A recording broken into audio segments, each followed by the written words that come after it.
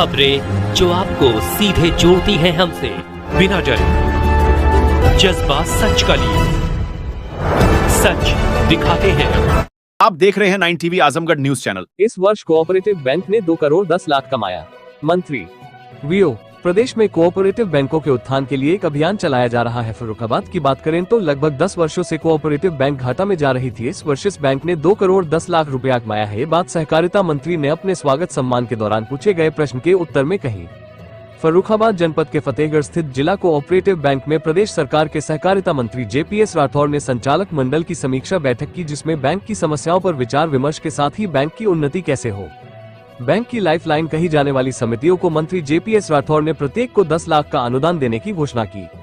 उन्होंने बताया, जिला कोऑपरेटिव बैंक फतेहगढ़ में कुल 118 समितियां हैं, जिनमें 70 फर्रुखाबाद व 48 जनपद कन्नौज में है। फतेहगढ़ स्थित यह बैंक दोनों जनपदों का ही मुख्यालय है। फतेहगढ़ स्थित जिला कोऑपरेटिव बैंक पहुंचने पर प्रदेश सरकार के सहकारिता राज्य मंत्री JPS राठौर का गार्डन ऑफ ऑनर के साथ भव्य स्वागत किया गया। बैंक के अध्यक्ष कुलदीप गंगवार, उपाध्यक्ष भूदेव सिंह, सांसद मुकेश राजपूत, सदर विधायक सुनील दत्त द्विवेदी व समाज सेविका डॉक्टर रजनी सरीन आदि ने सहकारिता मंत्री का भव्य स्वागत किया। Bureau chief Suresh Gupta.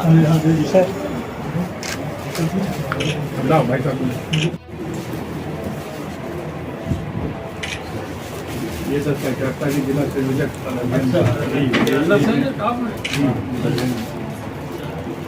और मिले जिला से।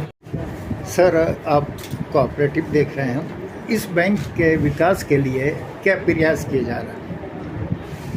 कोऑपरेटिव हर क्षेत्र में डेवलपमेंट चल रहा है। माननीय अमित शाह जी के मार्गदर्शन में कोऑपरेटिव के एक आंदोलन अच्छी गति के साथ उत्तर प्रदेश में भी आगे बढ़ रहा है।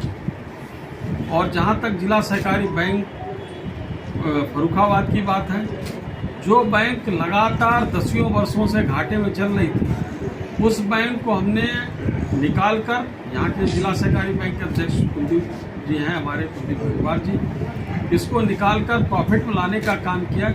इस वर्ष इस बैंक ने 2 करोड़ 10 लाख रुपए का नेट प्रॉफिट कमाया है और आगे आने वाले 31 मार्च को मुझे उम्मीद है कि ये बैंक 5 करोड़ से ज़्यादा का प्रॉफिट कमाएगा और उसके बाद 10 करोड़ से ज़्यादा का प्रॉफिट आना चाहिए। इसको तमाम ऐसी गतिविधियों से जोड़ा जा रहा है जिसमें हाउसिंग लोन और अन्य प्रकार के लोन, जो किसानों से जुड़े हुए क्रॉप लोन तो कर ही रहे, दूसरे लोन भी इस बैंकिंग के द्वारा व्यवसाय को बढ़ाया जा रहा है। साथ ही साथ जो हमारी पैक्स हैं, साधन सहकारी समितियां हैं, इनके माध्यम से भी किसानों को उनके ज़रूरत के हिसाब से जो कृषि यंत्र खरीदने के लिए, बाकी चीज़ों के लिए लोन अन्य प्रकार से भी इस बैंक के द्वारा दिए जाएंगे। और हर साधन सहकारी बैंक पर एक मिनी बैंक स्थापित करने की योजना भी उत्तर प्रदेश में की जा रही है। जिस दिन वो मिनी बैंक पैक्स में स्थापित हो जाएगी, हर गाँव का हर व्यक्ति बैंकिंग सेवा से जुड़ेगा और उसको सुविधाएं उसके घर पर मिलना शुरू होगी। सर, इस बैंक में 118 समितियां हैं, लेकिन सचिव बहुत कम हैं और उनका काम सुचारू रूप से नहीं चल पा रहा है क्योंकि स्टाफ नहीं है। उसके लिए क्या प्रयास किए जा रहे हैं? देखिए, दोनों तरफ बातें हैं। पहले तो इसमें व्यवसाय ही नहीं था। अब माननीय मुख्यमंत्री जी के विशेष आशीर्वाद से सभी साधन सहकारी समितियों को व्यवसाय करने के लिए 10-10 लाख रुपए उपलब्ध कराए गए, जिनके माध्यम से वो यूरिया DAP समय पर खरीद कर रख सकें और किसानों को उपलब्ध करा सकें। अब कार्य व्यवसाय जब बढ़ा है तो लोगों की भी आवश्यकता है, सचिवों की आवश्यकता है, वहाँ पर अन्य कर्मचारियों की भी आवश्यकता है। पहले समस्या ये थी कि पहले मुर्गी या पहले अंडा, यानी कि पहले कार्य व्यवसाय ही नहीं था तो कर्मचारी नियुक्त करके उनका खर्चा कहाँ से निकलेगा। अब हमने पहले प्राथमिकता दी कार्य व्यवसाय को, तो कार्य व्यवसाय पहले बढ़ाया है। अब इसके बाद सचिवों की नियुक्ति या कर्मचारियों को वहाँ पर नियुक्ति के लिए प्रयास कर रहे हैं। मुझे लगता है कि 2-3 महीने में भी आपको खुशखबरी मिलेगी कि 31 दिसंबर तक ही कुछ न कुछ यहाँ पर कर्मचारियों का भर्ती शुरू होगी। भारत सरकार की बहुत सी योजनाएं हैं जो और बैंक के लागू करती हैं, लेकिन ये बैंक नहीं लागू करती। इसलिए ये कहा जाता, जो अभी तक 70% किसान कोऑपरेटिव बैंक से जुड़े हुए थे, अब मात्र 20% किसान रह गए हैं इसमें। उनको वापस लाने के लिए क्या प्रयास करेगा?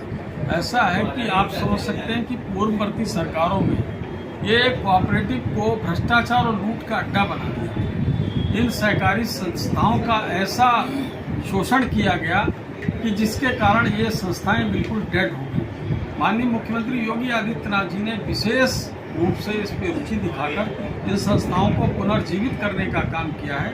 अब इनके द्वारा हम आगे चीज़ों को बढ़ा रहे हैं। अभी हमारा जो सॉफ्टवेयर है, जो टेक्नोलॉजी है, उसमें हम अपग्रेडेशन कर रहे हैं, कंप्यूटराइजेशन हर पैक्स का करे जा रहे हैं। जब ये सब चीज़ें पूर्ण हो जाएंगी तब फिर से पुराने समय की स्थिति में लौटेंगे और मुझे लगता है कि आगे आने वाले 2-3 साल में हम नेशनलाइज्ड बैंकों के स्तर का यहाँ पर टेक्नोलॉजी ले आएंगे और उसके बाद उनसे भी अच्छी सुविधाएं देने का काम जिला सहकारी बैंकें करेंगे। धन्यवाद। धन्यवाद।